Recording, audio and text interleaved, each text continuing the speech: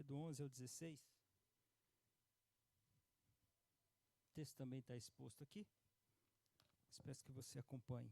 A palavra do Senhor nos diz assim: E ele mesmo concedeu uns para apóstolos, outros para profetas, outros para evangelistas e outros para pastores e mestres, com vistas ao aperfeiçoamento dos santos para o desempenho do seu serviço, para a edificação do corpo de Cristo, até que todos cheguemos à unidade da fé e do pleno conhecimento do Filho de Deus, a perfeita varonilidade, à medida da estatura da plenitude de Cristo, para que não mais sejamos como meninos, agitados de um lado para o outro, levados ao redor por todo vento de doutrina, pela artimanha dos homens, pela astúcia com que induzem ao erro, mas seguindo a verdade em amor, cresçamos em tudo naquele que é a cabeça, Cristo, de quem todo o corpo, bem ajustado e consolidado pelo auxílio de toda a junta, segundo a justa cooperação de cada parte, efetua o seu próprio aumento para edificação de si mesmo em amor. Senhor, obrigado por essa manhã, obrigado pela bênção de podermos já cantar louvor ao Senhor, podemos ler a Tua palavra, de podermos orar. Obrigado por isso, Senhor Deus, obrigado por esse ajuntamento, abençoa-nos, Senhor Deus, em todo o ensino, assim também como peço ao Senhor pelo ministério infantil, que o Senhor seja exaltado, glorificado, Senhor Deus, e no ensino que nós vamos transmitir, Senhor Deus, que será transmitido a nós, confronte o nosso coração, console também, Senhor Deus, o nosso coração, dê a nós a cada dia, Senhor Deus, a convicção da verdade, para que vivamos, Senhor Deus, de maneira a glorificar o Senhor no nosso dia a dia, para que o Senhor seja honrado, Senhor Deus. Nós te louvamos e agradecemos e te pedimos, em nome de Jesus, amém. Queridos, um texto bem conhecido, esse texto de Efésios, né? Que diz que o Senhor concedeu um para apóstolos, outros para mestres, outros para evangelistas e outros para pastores e mestres. E qual que era a intenção? Qual que era o objetivo? Qual é, né? O objetivo, qual é a ênfase desses dons serem concedidos à igreja?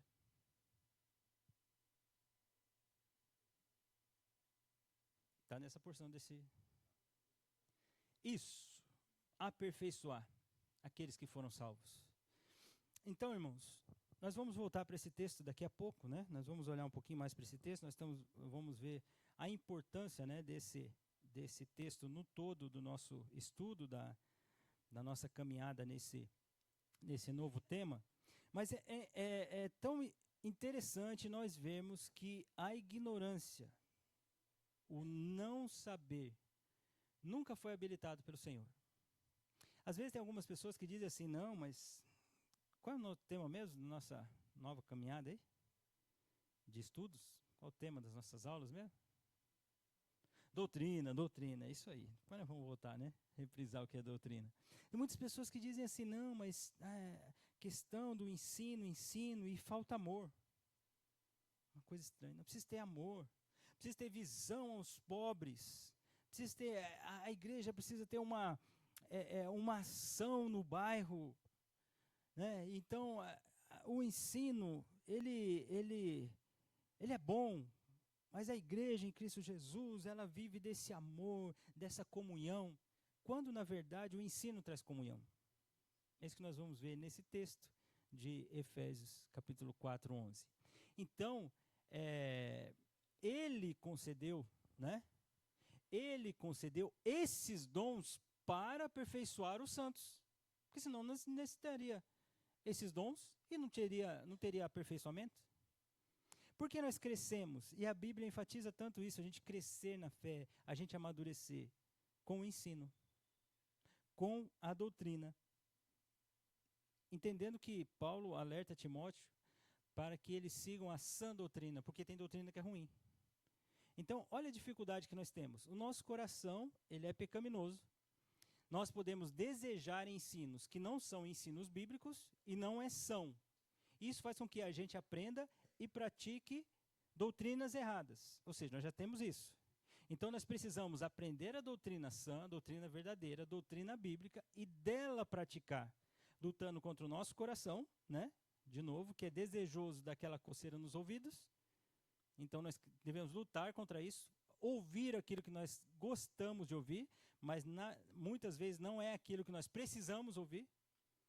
E aí nós não, naturalmente, nós resistimos ao aprendizado, nós damos as mãos para a ignorância e está tudo certo, e aí não crescemos na fé. Então olha esse desafio, por isso que Paulo fala, olha, toma cuidado de ti mesmo, Timóteo, né? Ensina essas coisas, não deixa de ensinar essas coisas. Por quê? Porque crentes precisam aprender, né? É a ideia do nascer, né? Uma criança, pensa numa criança, né? Uma criança, quando ela nasce, naturalmente ela vai fazer coisas que você fala, mas que ridículo é fazer isso, né? Como é que pode? Ele sabe que se ele continuar caminhando aqui, ele vai cair. Pois é, o que ele precisa? Ele precisa de orientação, né? Ele precisa de orientação, ele precisa de um direcionamento, ele precisa de instrução. E ele passa a não fazer aquilo que é naturalmente errado. E é esse o intuito que nós vamos caminhar no nosso tema sobre doutrina, certo? Nós vimos que doutrina, então, é... Alguém leia? Pois é. Há essa necessidade, queridos, de nós entendermos a definição da palavra. Então, doutrina é ensino. Nós precisamos de ensino, nós precisamos ser instruídos, nós precisamos que seja explicado para nós essas doutrinas, nós precisamos que a sã doutrina seja exposta a nós, para nós caminharmos e fazer o que é certo. Mateus capítulo 7, nós vimos semana passada, 24 e 29, o que está acontecendo aqui?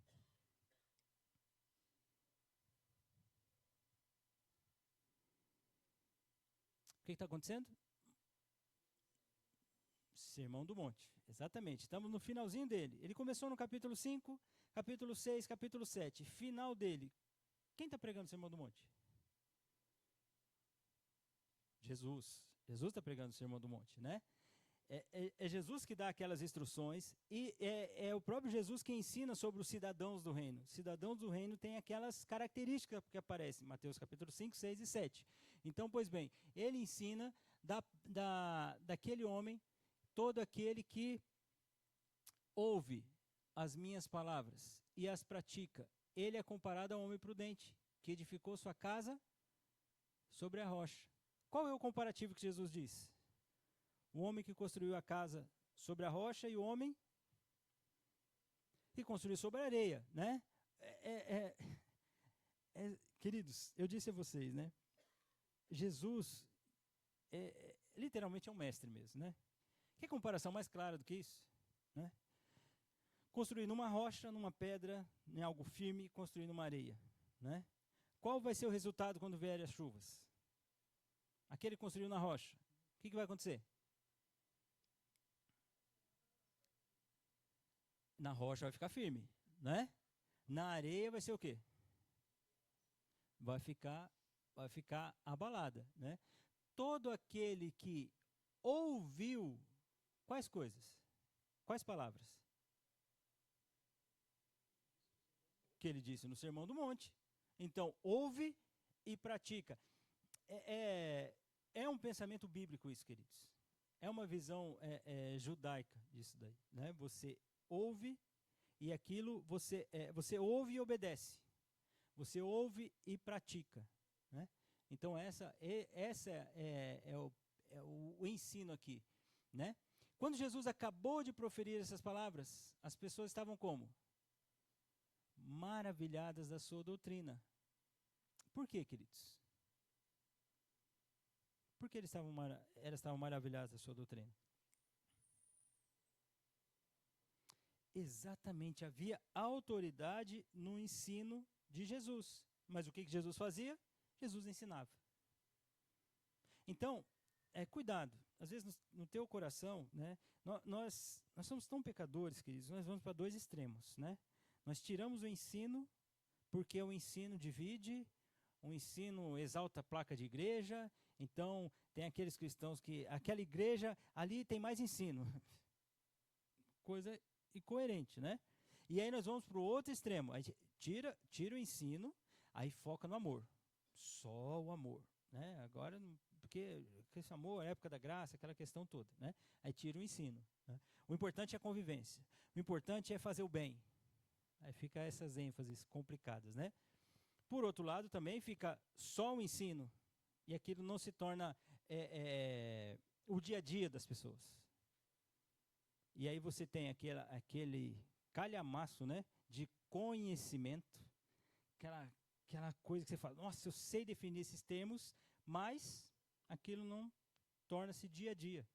Então esses extremos são ruins. Então o fato de Jesus ensinar fazia com que aquelas pessoas falassem assim, peraí, ele tem autoridade.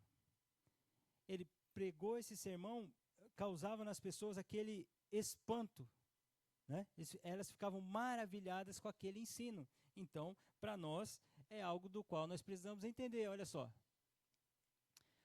quando Jesus acabou de proferir essas palavras, as multidões estavam maravilhadas do seu ensino, da sua doutrina. Por quê? Porque ele ensinava como quem tem autoridade, e não com os escribas, que até ensinavam, né? Mas o decorrer dos evangelhos vai demonstrar que não havia autoridade nesses escribas, né? Foi algo do qual nós vimos o Senhor Jesus fazendo. Olha lá, nós vimos que ele ensinava, né? Ele ensinava na sinagoga. O Senhor Jesus, chegando no sábado, ele passou a ensinar na sinagoga.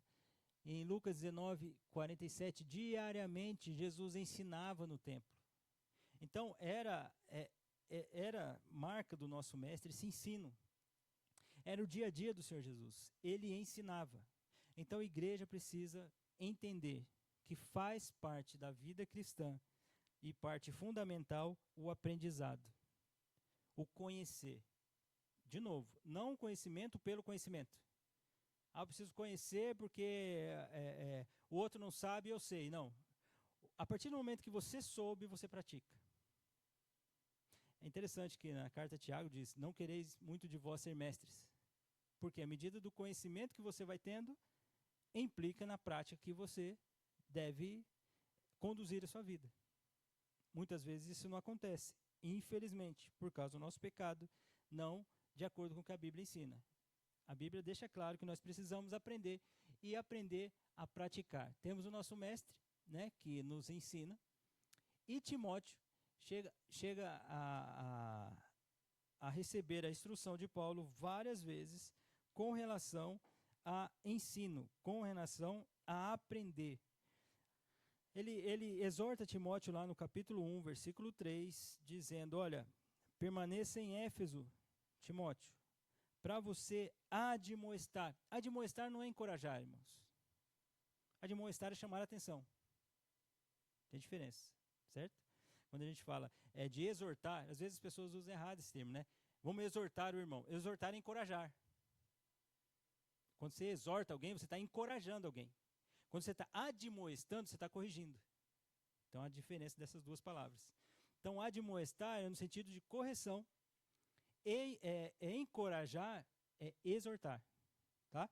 Então, Paulo diz a Timóteo, olha, Timóteo, quando eu estava de viagem rumo à Macedônia, eu roguei a você que você permaneça em Éfeso para corrigir a certas pessoas. Qual a finalidade dessa correção?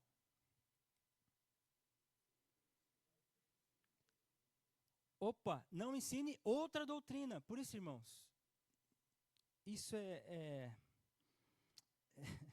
desafiador para nós, né? Porque nós ouvimos muitas coisas, né? Nós ouvimos muitas coisas. Eu sei que você ouve outros pastores. Isso não é pecado. Isso não é pecado. Não, irmãos. Tem pastores que eu admiro.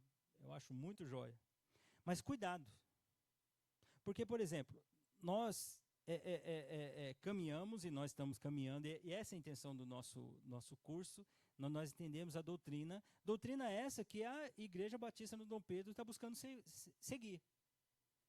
Mas de repente você escuta um pastor, né? Ou então um irmão ou uma irmã que você admire. Aí chega lá, fala coisa completamente diferente daquilo que você está ouvindo no púlpito da sua igreja. E isso pode ser um problema para o seu coração. Porque você vai ter que seguir alguém.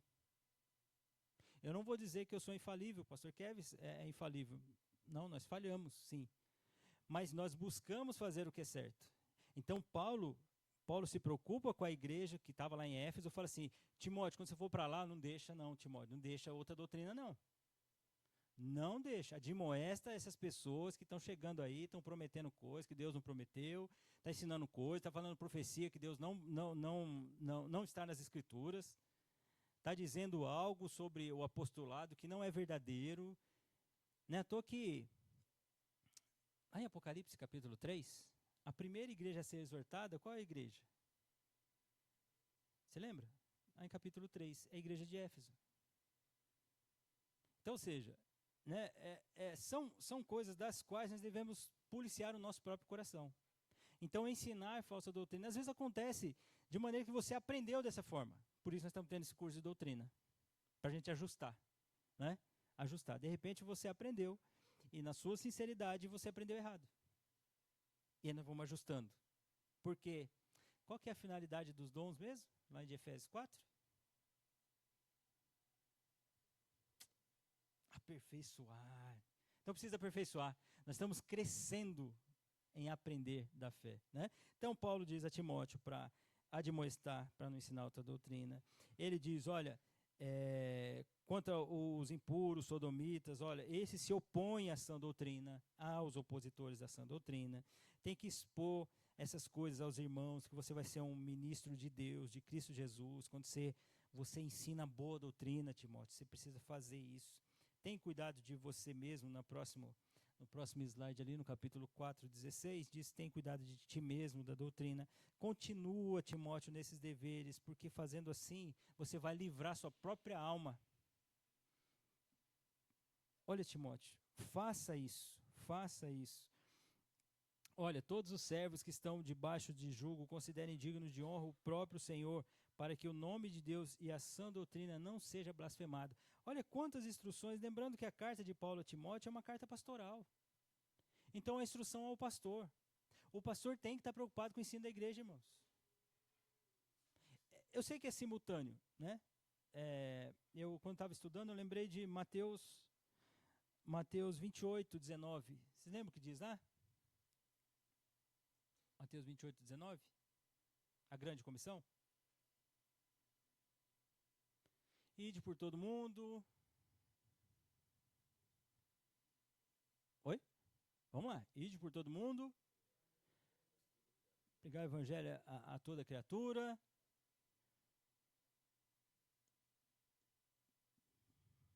Alguém abra Mateus 28:19 aí, por favor, queridos. Olha o que o texto diz. E eu queria ouvir de você o que você já ouviu desse texto.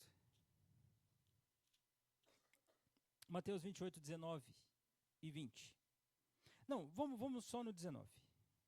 Alguém leia, por favor, bem alto.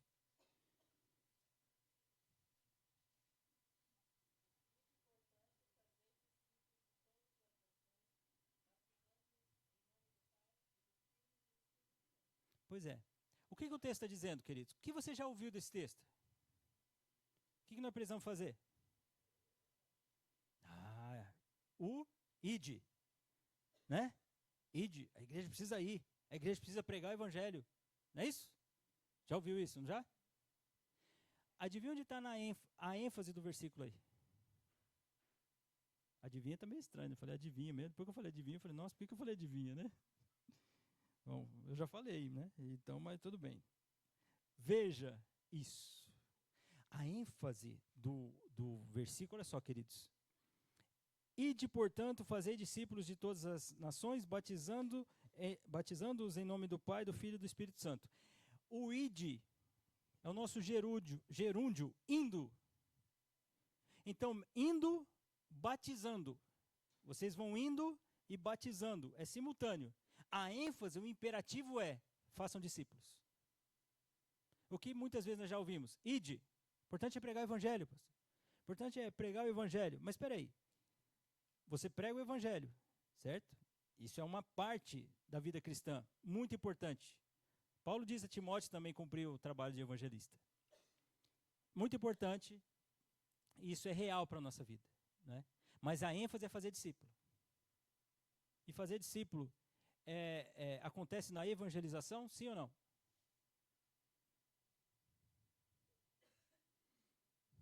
Sim ou não? Sim. Faz discípulo na evangelização? Na evangelização nós pregamos, certo? Nós pregamos o evangelho. Deus converte o coração daquela pessoa. A partir daquele momento ele é um discípulo. A partir dali você vai formando aquele discípulo. A ideia do batismo é o quê? Ele vai publicamente dizer que Deus converteu o coração dele. E a partir dali é um processo ao fazer discípulos. Essa é a ordem do Senhor. Entende, queridos? Então, no versículo 20 diz, continua dizendo, ensinando-os a guardar todas as coisas que eu vos tenho ordenado, e eis que estou convosco todos os dias até a consumação dos séculos. Então, até a consumação dos séculos, que é a certeza de que Jesus está conosco, nós vamos ensinando. Ensinando o quê?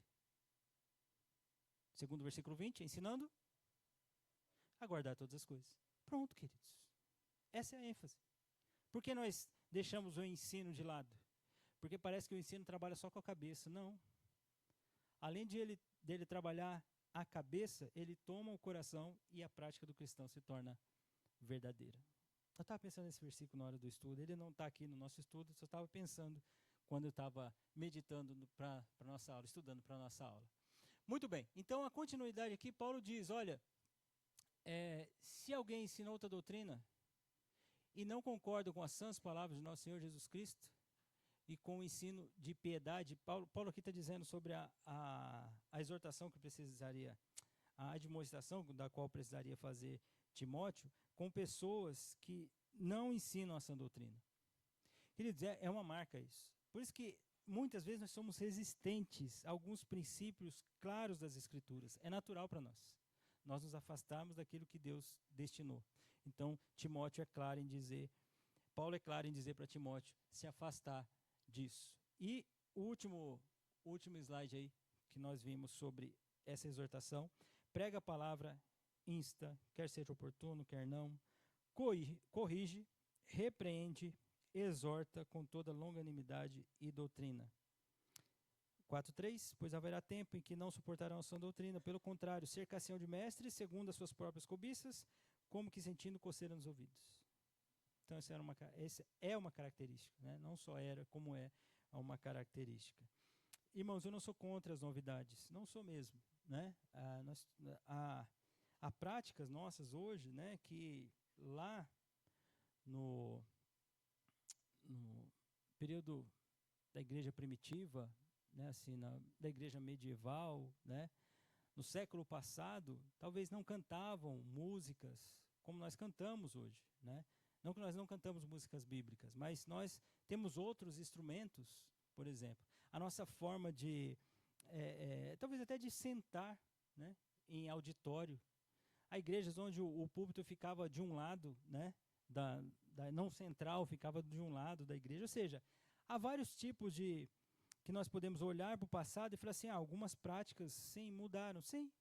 Por exemplo, eu acredito que lá na Idade Média não tinha data show, né? Então, tinha como professor ir lá, não tinha o data show. Então, como é que, né? Então, ficaria assim, nossa, pastor, o data show é pecado? Não, não é pecado, é coisa da modernidade. Nós utilizamos a tecnologia, né? A questão que muitas novidades, elas afastam da doutrina. Aí é complicado. Aí você viver buscando a novidade, aí pode ser que seu coração está com um problema muito sério, de que aquilo que o Senhor ensinou não seja fundamental para você, e você passa a correr atrás de coisas que não são boas. Diga, meu irmão.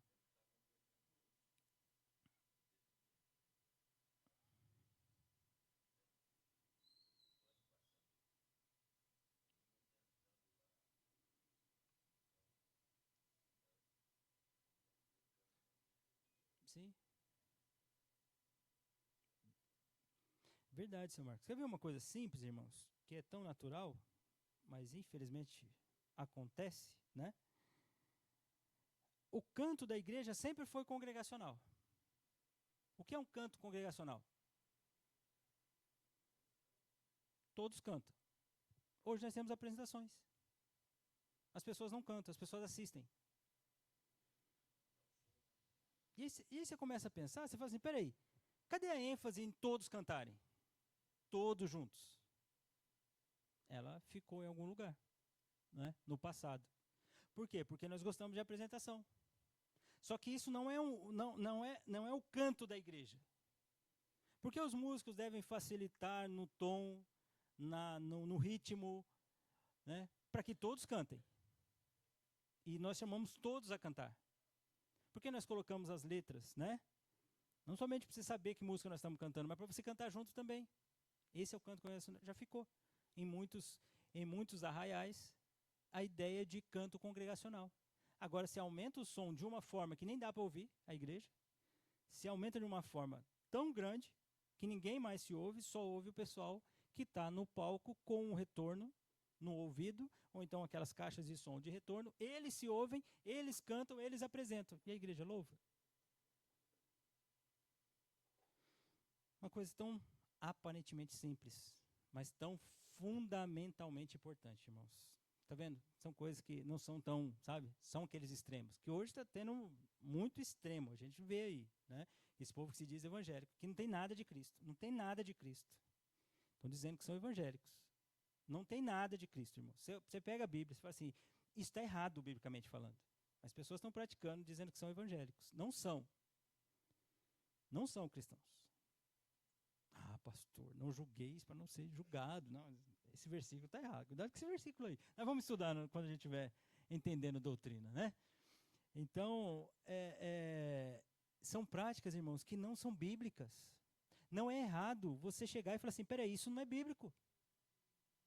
Por exemplo, se eu chego para você aqui e falo assim, irmãos, hoje nós não vamos estudar a Bíblia, não.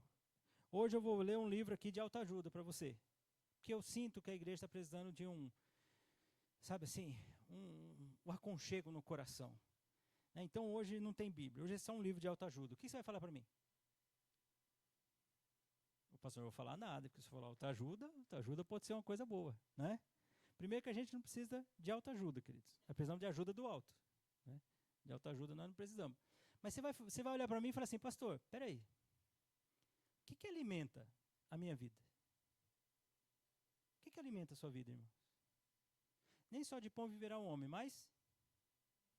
Então, o que alimenta você é a palavra de Deus. Você vai falar, pastor, é legal, esse livro é interessante, é até bonito, mas... isso não alimenta. Você vai falar assim, nós perdemos uma boa parte do nosso domingo aqui. Por quê? Porque isso não é bíblico. O que o Senhor ensinava a palavra, tenho direito eu de tirar isso. Quem sou eu, né? Tem direito eu de tirar isso da nossa adoração? Não tem. Não tem esse direito. Por isso que nós aprendemos, queridos. Nós precisamos aprender. Então, olha, irmãos, não pensem que isso é da geração, né? Isso é do coração pecaminoso. Vai tirando tempo da palavra, vai tirando a Bíblia do centro. Daqui a pouco vão pregando coisas, vão falando coisas, estão dizendo que estão falando de Jesus, mas não tem nada de cristão nisso. Muitos cristãos estão batendo palma, estão dizendo amém, estão falando eu concordo com heresias. Por isso você está com sua Bíblia aberta aí, né? Cuidado, hein, irmãos. Eu já encontrei muitas Bíblias aqui na igreja, hein? Leva sua Bíblia e traz sua Bíblia. Traz sua Bíblia, não tem vergonha de trazer sua Bíblia, não. Pega sua Bíblia, você é o povo do livro da capa preta mesmo. Pega sua Bíblia e traz para a igreja. Anota na sua Bíblia, abre sua Bíblia. Tem vergonha não, você é crente. Por que você não leva mais sua Bíblia para a igreja? Por que você não traz sua Bíblia mais para a igreja? Por que você não leva sua Bíblia da igreja? Por que você não abre mais a Bíblia? Não, pastor, estou fazendo devocional. Não, pastor, eu estou aqui, já estou decorando o versículo. Incoerente, né, irmãos? Cuidado. Vamos aprender muito sobre isso. O meu povo está sendo destruído por quê? Porque falta conhecimento. Oséias pregou para quem mesmo? O Reino do Norte. Qual a característica do Reino do Norte? Pastor, isso é nas bases da fé, pastor, né? Idolatria. O povo estava praticando errado por quê? Estava faltando ensino. Pratica errado. Falta conhecimento. De quem era a culpa também? Do sacerdote, que ele estava rejeitando o conhecimento. O sacerdote não estava ensinando aquilo que deveria ensinar. Logo, as pessoas estavam praticando errado e não praticando aquilo que deveria praticar. Então, é minha responsabilidade. É minha responsabilidade ensinar. Por isso que eu já falei para você várias vezes, quando você pratica errado, eu fico muito triste, por você, mas também fico pensando em mim. Será que eu ensinei o certo? Será que eu ensinei ou não ensinei? Claro que tem a sua culpa, mas eu também fico pensando, né? Será que eu fiz o correto? Será que eu ensinei? Será que eu enfatizei? Será que eu fui claro? Importante. Efésios 4:11, nós vamos caminhar um pouquinho nesse versículo. Olha só. Ele mesmo concedeu uns para apóstolos, outros para profetas, outros para evangelistas e outros para pastores e mestres. Qual era a finalidade? Com vista ao quê? Com vista ao aperfeiçoamento dos santos. Qual era a finalidade?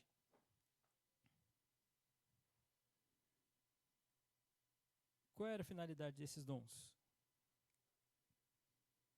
Isso. Para as pessoas fazerem o que é certo. Para servir ao Senhor da maneira correta. E qual outra finalidade?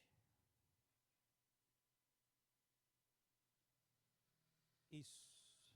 Igreja precisa ser edificada, irmãos. Cuidado, esse negócio, estou há 10 anos do Evangelho, ainda continua com aquelas práticas. Ou você não aprendeu, ou seu pastor não falou nada para você. Ou aconteceu as duas coisas. Tanto você quanto seu pastor. É indesculpável, porque a Bíblia está aí. Vocês não foram para o Senhor, porque depois de 10 anos de convertido, 20 anos de convertido, aquelas mesmas coisas. Eu não quero, queridos, que ir para o extremo do conhecimento trazer para nós orgulho. Isso é um perigo. Ah, eu sei. Eu sei e o outro não sabe. Não é isso. Mas penso eu que quanto mais tempo no cristianismo, mais experiência com Deus. Mais prática, né, cristã com a sã doutrina. Aí você vai falar para mim, ah, pastor, mas tem níveis de crescimento. Eu sei disso. Pessoas que vão estar a 200 por hora caminhando, querendo aprender do Senhor. Tem aqueles que estão nos 140, estão indo também. Tem aqueles que estão no 100, são moderados, mas estão caminhando. Tem aqueles que estão no 70, né? Está indo. Tem aqueles que estão no 40 por hora. Vai, né? Tem os 10 por hora. Aquele que aprendeu sempre o novo na fé. Mas sempre está caminhando. O crente sempre está caminhando. Não pode estar estagnado, né? O que eu quero dizer, queridos, eu não entendo, e nesse texto de Efésios 4, que há aquela uniformidade no sentido de exército. Todos nós saberemos sobre teontologia, pastor. Se o senhor der uma prova agora, né? Todo mundo vai responder até com os termos gregos aqui, porque nós chegamos à plena maturidade. Não, queridos, nós estamos caminhando para isso. Agora, cada um deve examinar a si mesmo. Cada um deve falar, nossa, eu não sei que Efésios está no Novo Testamento? Depois de 15 anos no Evangelho? Para pensar, já era para saber, não? Sim ou não? É interessante que já uma vez eu vi uma aplicação sobre a igreja de Corinto. Sabe quanto, assim, segundo a visão, né, que foi colocada, sabe o que Paulo esperava? Quanto tempo Paulo esperava a maturidade da igreja de Corinto? 3 anos.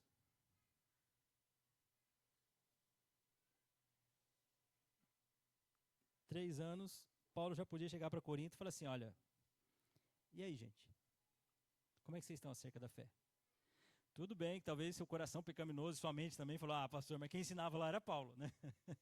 Tudo bem, era um outro contexto, eles tinham uma outra reunião, né? Era mais tempo, tinham mais encontros, eu sei de tudo isso, não estou colocando tempo para a sua vida cristã. Agora, queridos, era considerado 3 anos, um período já que a pessoa podia conhecer boa parte da doutrina cristã. Faça os cálculos aí. E aí? Precisa responder não. Ainda está procurando Oséias lá perto de Apocalipse, não? Pode não, hein? Pode não. Já passou o tempo decorrido. A Bíblia fala em Hebreus, olha, ficar atrás daquele leite espiritual, quando vocês já podiam estar amadurecidos. Por isso nós vamos aprender sobre doutrina, irmãos. É importante. É importante para a sua prática, para a sua vida, né? Então, esse aperfeiçoamento, por que aperfeiçoar?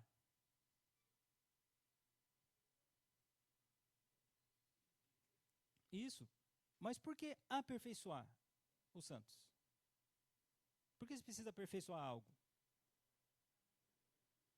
Ficar mais sabido, o que mais? Para melhorar, porque não está perfeito, né? Então precisa aperfeiçoar. Então é um processo. A cada ajuntamento que nós temos, queridos, é a graça de Deus trabalhando no nosso coração e a gente ser aperfeiçoado. Quantas vezes você já ouviu no culto e falou assim, eu ouvi de novo isso? Por que eu ouvi de novo? É o Senhor aperfeiçoando você. É o Senhor confrontando você, ensinando você. Olha que benção, queridos. Então, para a gente crescer e ser edificado, né? Por isso que Deus concedeu esses dons. Por isso que tem pastor, irmãos. A ideia de pastor e mestre aqui, essa conjunção aqui no grego aqui, você pode ler também pastores mestres. Então, característica do pastor é ensinar. O pastor precisa ensinar, né? Eu sei que às vezes a pessoa fala, tem aquele pastor que é mais do ensino, aquele pastor que é mais do que... Não, a questão não é essa, o pastor precisa ensinar. É característica do pastor, ensinar. Então, é uma marca, né? Então, aliás, é uma marca não, é um dom. Né? Hoje estou usando umas palavras meio estranhas, né? Mas tudo bem, é um dom, tá? Então, queridos, o Senhor concede isso para a igreja ser aperfeiçoada, para a igreja praticar e viver de maneira diferente. Esse é o cuidado do Senhor com a igreja. Até que todos cheguemos ao quê? A unidade da fé, o pleno conhecimento do Filho, a perfeita varonilidade, à medida da estatura da plenitude de Cristo. É para isso que acontece o aperfeiçoamento. Qual é o ponto final, por assim dizer, de todos os santos? É viver unidos na fé, naquilo que creem, no pleno conhecimento do Filho de Deus, a perfeita varonilidade, a ideia de maturidade, e a medida. A medida é Cristo. Tem bastante coisa para caminhar, sim ou não? Então nós vamos aprender doutrina, irmãos. Para quê? Olha que bênção, queridos, quando nós aprendemos da sã doutrina. Do que nós somos protegidos? Diz aí. De que nós somos protegidos? Olha, queridos, das artimanhas dos homens, dos ventos de doutrina, do vento de doutrina, da astúcia. Há uma intencionalidade em nos enganar, queridos. Há uma intencionalidade. Então, quando Deus concedeu dons. Por exemplo, Deus deu um pastor para a igreja. Opa, o pastor precisa fazer o quê? Um dos trabalhos do pastor é ensinar. Então, o pastor precisa ensinar. Ensinar para quê? Para que tanto o pastor quanto nós sejamos aperfeiçoados. Aperfeiçoados para quê? Para servir ao Senhor e ser edificado e viver a unidade da fé. Muito bem. Qual que é a medida? A medida é Cristo. Nós vamos caminhar nesse amadurecimento. Para quê? Para que não sejamos mais agitados. Sabe a ideia da novidade? Pastor precisa fazer uma coisa, pastor precisa fazer uma coisa, precisa fazer outra coisa, precisa fazer outra coisa. Peraí, nós temos escola bíblica, nós temos culto, nós temos pregação, nós estamos ensinando a Bíblia, nós estamos buscando viver a verdade. Vamos, então cuidado com essas novidades.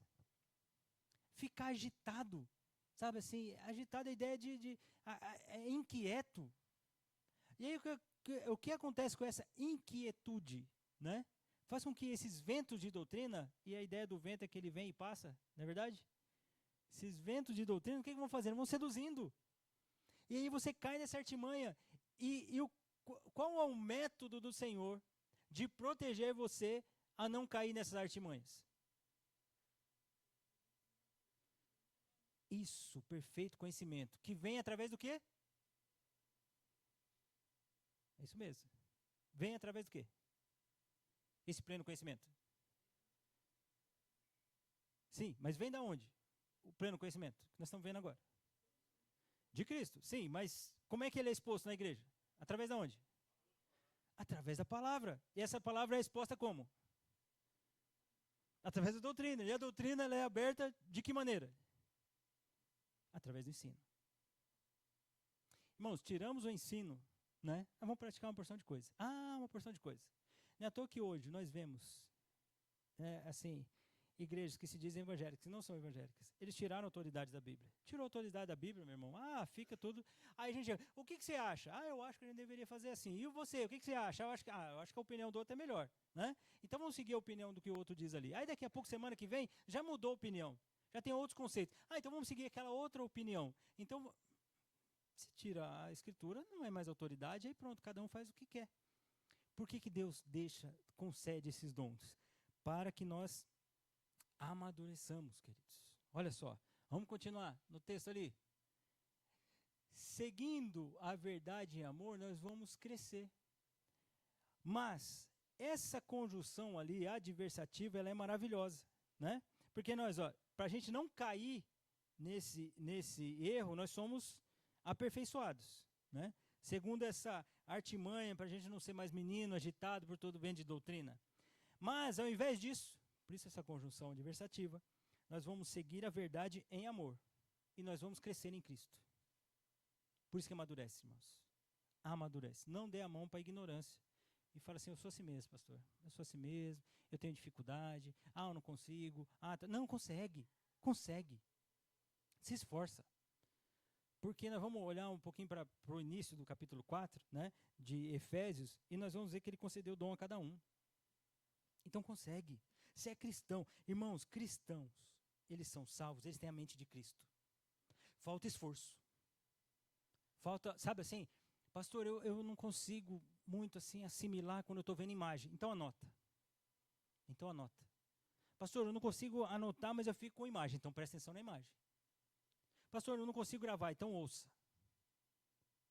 Ah, pastor, tem barulho. Senta no lugar onde está mais silêncio. Ou seja, se esforça. Eu leio em casa. Quantas vezes? Não precisa levantar a mão e nem falar. Quantas vezes você leu o texto que foi pregado, por exemplo, de Gálatas, que foi pregado no domingo? Quantas vezes você leu na semana? Não precisa responder, não. E aí você diz para mim que você tem dificuldade de assimilar. Você chega à conclusão que você não leu nenhuma vez. Eu falo assim, pastor, eu nem lembro mais o que foi falado. Então, queridos, é problema de assimilação ou problema de dedicação? Cuidado, hein? Então vamos crescer. Vamos crescer. Todo o corpo. Olha que benção, queridos. Bem ajustado, consolidado, com o auxílio de toda a junta. É o corpo. Olha que benção. Todos os membros, segundo a justa cooperação de cada parte. Eu estou fazendo aqui parte do dom que Deus me concedeu, né? Que é ensinar, porque Deus me deu Deus me chamou para ser pastor. Deus me deu um dom do pastorado e o pastor precisa ensinar. Então essa parte, você está prestando atenção, você vai praticar na sua conversa de café ali, no seu encontro no culto de oração, no seu ajuntamento com o seu irmão, naquela conversa, você vai falar assim, peraí, eu estou sendo ajustado e o irmão está sendo ajustado. Nessa conversa nossa, porque o Senhor é honrado nesse ajuntamento? Porque nós vamos nos ajustando. Olha que benção, queridos. Aí a gente cresce. E aí o Senhor vai efetuando esse aumento para a edificação de si mesmo em amor. Que bênção, queridos. Olha só, Efésios 4:11, esse processo de crescimento. Mas antes de Efésios 4:11, o que acontece? Vou responder para você. Efésios 4:1 a 10. Né? Vamos lá. O que diz Efésios 4:1 a 10? O texto está exposto aqui. Eu não vou ler todo o texto, mas só para os irmãos saberem. Paulo está rogando aos irmãos de Éfeso, eu como prisioneiro do Senhor. Por que prisioneiro do Senhor? Porque Paulo estava preso. Né? Carta de Éfeso, é carta a Éfeso, né? É quando Paulo estava preso. Pastor, mas eu não fiz nas bases da fé do Novo Testamento. Então vamos fazer, futuramente. Né? Andeis, viveis, ao seu dia a dia, precisa ser digno daquilo que você foi chamado. Paulo fala, irmãos, vocês precisam viver da maneira qual vocês foram chamados. Se vocês são salvos, viver como crente. Crente vive como crente. Rogo-vos, pois eu, o prisioneiro no Senhor, que vocês andem de modo digno da vocação que vocês foram chamados. Vocês vão andar de que forma? Com toda humildade, mansidão, longanimidade. Vocês vão suportar uns aos outros em amor. Vocês vão se esforçar diligentemente por preservar a unidade do Espírito no vínculo da paz. Por quê? Porque há somente um corpo, um Espírito, como também foram chamados, uma só esperança, um só Senhor, uma só fé, um só batismo, um só Deus, Pai de todos, o qual é sobre todos, age por meio de todos e está em todos. O que Paulo estava dizendo no início do versículo 1 ao versículo 6, queridos? Qual a palavra que resume esses 6 versículos? Unidade. Então, queridos, eu já falei várias vezes sobre divisão na igreja. Isso é um caos, isso é coisa do diabo, isso é satânico, isso é maligno. Por quê? Porque a igreja vai preservar por viver essa unidade. Lembra da unidade da fé da qual nós estamos sendo aperfeiçoados? Nós vamos viver essa unidade. Paulo está falando, olha, andem de modo ao qual vocês foram chamados. Por quê? Vocês foram chamados num só Espírito, num só Deus, numa só vocação, num só Senhor, numa só esperança, a esperança da vossa vocação, numa só fé, num só batismo. Porque Deus age em todos. Deus age por meio de todos. E como vocês vão viver? Vocês vão viver com toda humildade. Vocês vão viver suportando uns aos outros. Vocês vão se esforçar diligentemente por preservar a unidade do Espírito. Então, a igreja vive dessa forma. Então, não esqueça do 4:11 ao 16, que nós vimos, né? Lá nós estamos falando do ensino, do aperfeiçoamento. Então, a igreja, ela vive unida. Por quê? Pensam bem, queridos. Todos os cristãos estão caminhando nesse aprender e viver para o Senhor. Eles estão vivendo em unidade. Estão preservando a fé. Então, essa ideia de dividir, essa ideia de ser maledicente, essa ideia de fazer mal, essa ideia de falar mal, isso é coisa do diabo. Porque divide. Eu e você precisamos preservar a fé. Sabe aquela questão assim? Ah, irmão, tal, fulano lá, não sei o quê. Foi falar com fulano? Porque isso pode causar divisão. Talvez você está minando o meu coração, para que eu fique junto com você contra o irmão, contra a irmã, contra quem for. Está errado. Isso está errado. Para com isso, acerta as coisas, pede perdão, concede perdão e caminha. Unidade da fé. Era isso que Paulo, preso, estava escrevendo aos irmãos. Mandar essa carta para Éfeso, para os irmãos entenderem que a igreja precisa viver essa unidade. A carta aos Efésios é uma carta direcionada à igreja, irmãos. Você olha, do capítulo 1, 2 e 3, né, uma divisão meio que natural na carta, Paulo fala de doutrina. Depois você lê em casa Efésios. Capítulo 1, 2, 3, doutrina. 4, 5 e 6, a prática dessa doutrina. É uma bênção quando você olha essa divisão assim, natural na carta aos Efésios. 1, 2, 3, doutrina. 4, 5, 6, prática. Não que uma está desvencilhada da outra. Não, entendendo a doutrina, você pratica. Isso é importante. E aí? E a continuidade? Versículo 7. A graça foi concedida a cada um de nós, segundo a proporção do dom de Cristo. O Senhor abençoou a cada um de nós. Eu e você, com um dom. Já pensou se todos aqui fossem pastores? Como é que a gente ia fazer? Pastor, esse é o revezamento. Cada um ia ensinar uma coisa, né? A cada domingo. Claro que não. O Senhor concedeu o dom àquele pastor, o dom àquele missionário. O Senhor deu o dom àquele irmão, aquela característica de hospitalidade, aquele outro dom de misericórdia, aquele outro dom de oração. Não que nós não temos que praticar todas essas coisas. Todos nós temos que praticar. Na lista de Paulo, que não é exaustiva, ele falou dos apóstolos, ele falou dos profetas, ele falou dos evangelistas, ele falou dos pastores e mestres.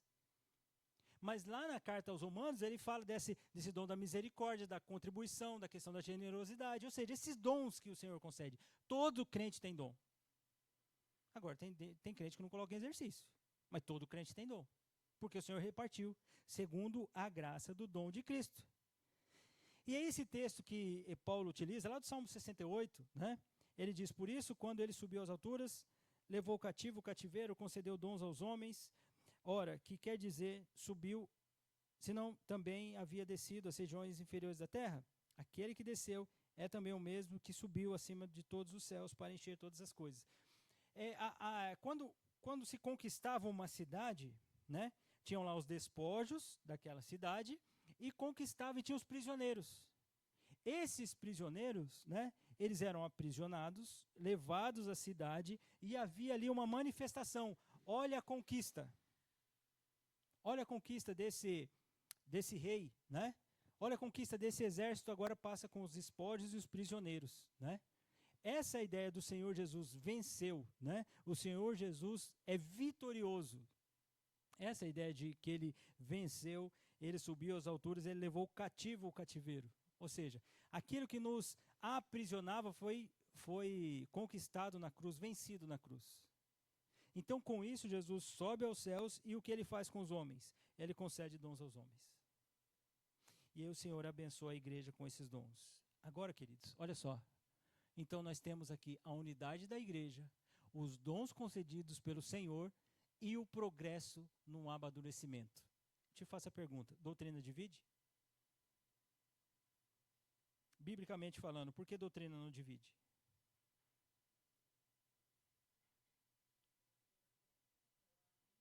Isso. A doutrina, ela vai preservar essa unidade. Irmãos, eu não estou unido com você porque eu gosto de você, ainda que eu goste de você. É porque nós temos afinidades, ainda que temos afinidades familiares até no nosso meio, né? Mas a unidade da igreja acontece pelo sangue de Cristo. E a partir daí, esses discípulos vão preservando, por assim dizer, né? Amadurecendo, sendo edificados na fé a qual o Senhor concedeu. Então, por exemplo, eu creio dessa forma, como pastor. Você está me seguindo como ovelha porque você também crê dessa forma. De novo, não sou infalível. Eu busco não falir, não busco não falir. Eu busco não errar, né? Eu busco fazer o que é certo. Aí você fala, não, peraí, o meu pastor está tentando fazer o que é certo, então eu vou seguir esse pastor. Pode acontecer de você olhar para mim e falar assim, eu acho que não. Eu acho que o outro pastor está fazendo o que é certo. Você precisa tomar uma decisão. Por quê? Porque eu quero caminhar na unidade da fé. O que é pregado aqui na nossa igreja é seguido por você. Isso é doutrina. Isso é doutrina. A unidade. Nós estamos preservando a unidade. Então, por exemplo, se a gente chega aqui e eu falo aqui, olha, Deus é soberano. Aí você aí sentado aí, soberano, mas vai que eu não faço a minha parte, as coisas não acontecem. O entendimento do que é pregado de soberania e você entender que você tem o controle, vai ser complicado para a sua fé. Por isso você precisa ser aperfeiçoado. A cada domingo, a cada quarta, a cada ajuntamento, você ser ensinado. Por quê? Porque você precisa entender a soberania. Eu preciso explicar claramente a soberania. Um exemplo, tá, queridos? Aí a gente prega que o Senhor é o Deus da paz, né? Nós precisamos ser os pacificadores de Mateus capítulo 5. Sermão do Monte, início deles. Aí você senta aí e fala assim, não, vai que eu não me preparo aqui, e se der oportunidade, eu saio com arma aí para lutar pela fé. Você tem um pensamento meio sicário no seu coração, né? O que é sicário mesmo?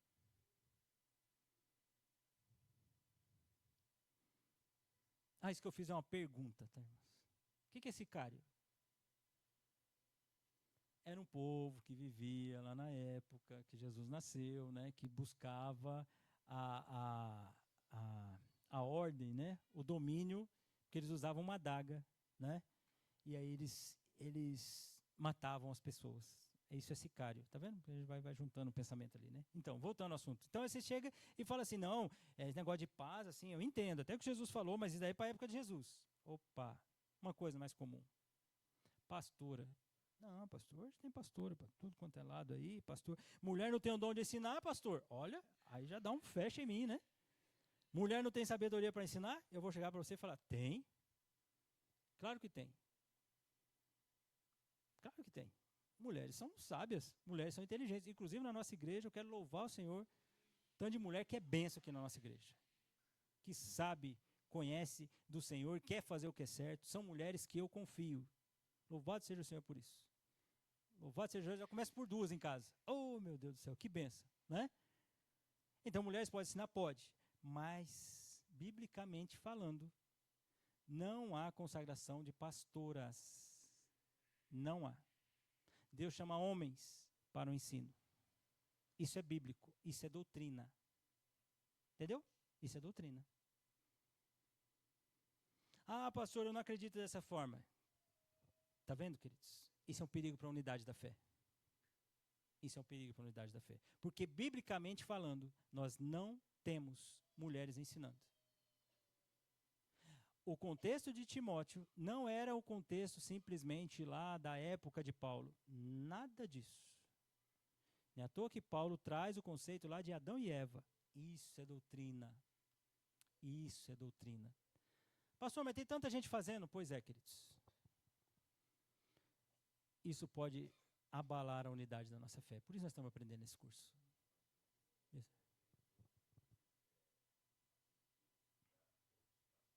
Sim. Verdade. Verdade, seu Marcos. Essa semana eu tive uma experiência, queridos. Eu estou, para trazer esse estudo, vamos falar daqui a pouco, já passei do horário aqui, né? Eu sei disso. Eita, mais um domingo. É uma luta para mim, queridos, mas eu vou parar no horário. Mais rapidamente, um parênteses rápido aqui. Eu estava estudando teologia sistemática. Daqui a pouco você vai ver esse termo, né? Teologia sistemática. São os estudos colocados em sistemas, tá? Para simplificar, tá bom? Aí, um dos autores, ele tinha uma visão. Eu não tenho essa literatura dele, dessa teologia sistemática, mas eu fui pesquisar sobre ele, porque um autor que eu gosto muito, né, tinha sido orientado na sua teologia sistemática por esse outro pastor. Confundi tudo, né? Deixa eu resumir aqui. Esse teólogo tinha uma visão diferente sobre a ressurreição de Cristo. Ele até cria na ressurreição de Cristo, mas a atuação de Cristo está ligada à história.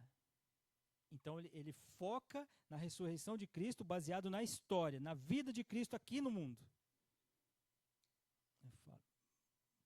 Mas, biblicamente falando, né, é uma visão, respeito o teólogo, sim, muito conhecedor, mas esse mais que é complicado.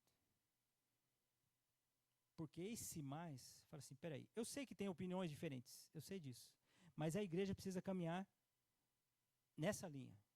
Aqui, queridos, eu já falei para irmãos isso, né? Aqui na nossa igreja, como nós vamos caminhar, né? Eu escuto muitos gigantes da fé, né? Lá no meu gabinete.